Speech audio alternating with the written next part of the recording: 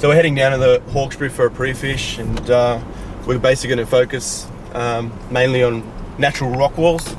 Love fishing down here. What we're going to do is we're going to, for the first half an hour or so, we're just going to be cruising around and checking out what's going on, because I haven't been down here for a while. So that's what I'm basically doing a pre-fish, is make sure I'm looking at the forage and I'm looking at the bottom, and that'll give me an indication of what to throw first up. So we've got a great tide, a little run out tide, so check a few mangrove edges as well, and we'll see how we go.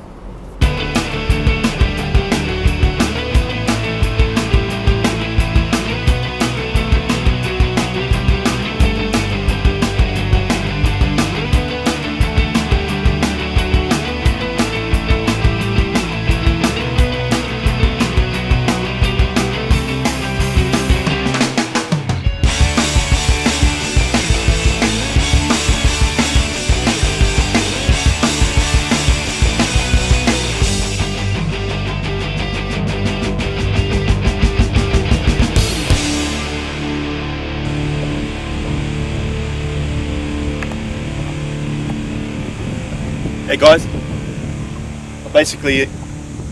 I'm examining the area. I'm just listening in on all the bits and pieces. I can hear right up on top of the hills at the moment. There's a lot of cicadas, but they're not at the bank yet. So until they move on down and hit the edge, I'm not even going to worry about throwing a surface lure.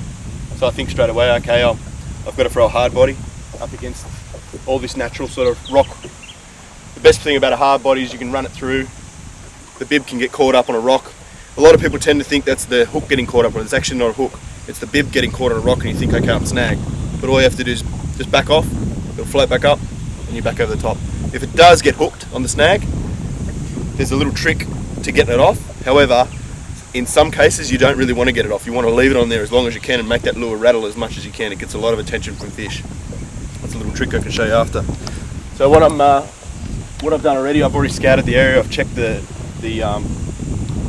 zone where I'm going to be throwing the lure in, and I'm thinking, okay, clear water, so I'm going to go a fairly translucent colour, fairly clear, and it's fairly high still, so I can fish a deeper diving hard body. So I'm going to be going colours like the mongrel, which is this colour here, in the deep and the shallow.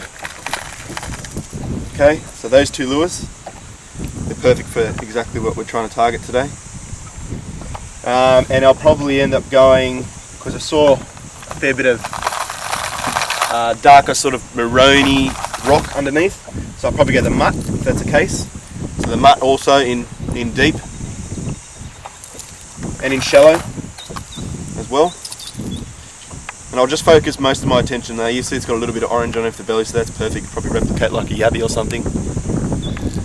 So sort of got settled into the spot now, and you got to remember it's a pre-fish, so it's not a tournament situation. I'm not going crazy and casting like an idiot. It's going to take my time, get settled in the spot, get my bearings in on the area, and try and catch a few fish. Really important with these 3B, especially the deeper diving one, keep in touch with the bottom as long as you can. As long as that bib's hitting the bottom and stirring up a bit of mud and smacking its bib into rocks, that's when you get the brim's attention. It's no good having it, especially with the shallow diver at the moment. We've got a good stage of the tide, it's still up about halfway, so I won't be throwing the shallow diver until the tide's nearly completely out.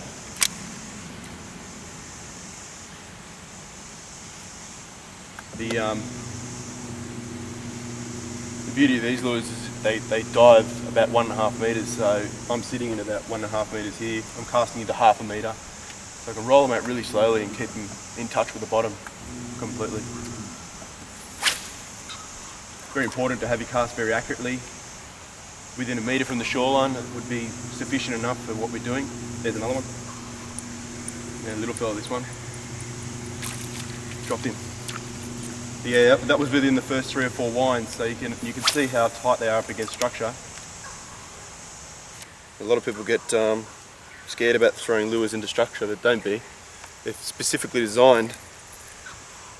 Timber's a hard thing, but when it comes to rock, it'll be cruising along. The first thing to hit, of course, because it's in that direction like that, is it'll hit a rock. So the first initial feeling you've got from here, oh, I'm snagged. It's not really snagged. these trebles are still floating, suspending in the water. All you got to do is back that off, come with this foot complete slack, it'll just back off the snag and get straight back into it. And generally, if you've hit a rock in this direction here, there's a brim waiting here anyway, so just give it a good couple of rattles. You can hear that. You can hear that rattle. It's fairly significant, and they'll hear that from a good radius of maybe 3 meters, and they'll come around and have a look, and they'll be scouting the vibration in the water because it's so dirty here. So that's don't ever get scared about throwing in a structure, because like I said, the first point that's ever going to get hooked is your bib. It's not actually hooks. It's a different story with timber, of course. When you're running it over timber, timber's a lot more sticky. So the hooks get hooked up a lot easier on a piece of timber rather than a rock. So just keep that in mind every time you're going hard body fishing. Oh, he's done me. No, he's under the rock. Look at him on that rock, man. He's only little.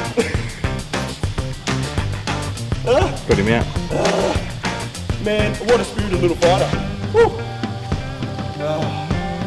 Probably about 27 minutes. He just went ape. I'm lucky on that one. Oh, man. Oh. She's got some go. He's only like a 28 or 29. No, he's probably a 30. Man. I mean, I'd go pretty hard too if I was caught the side of the face with a hook.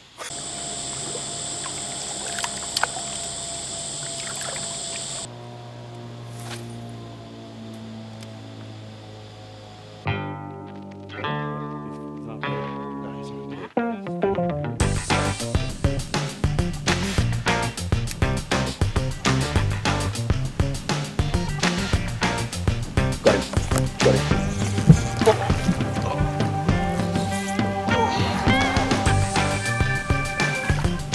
He's not that big, but we got him all on camera. That's what you call sight casting.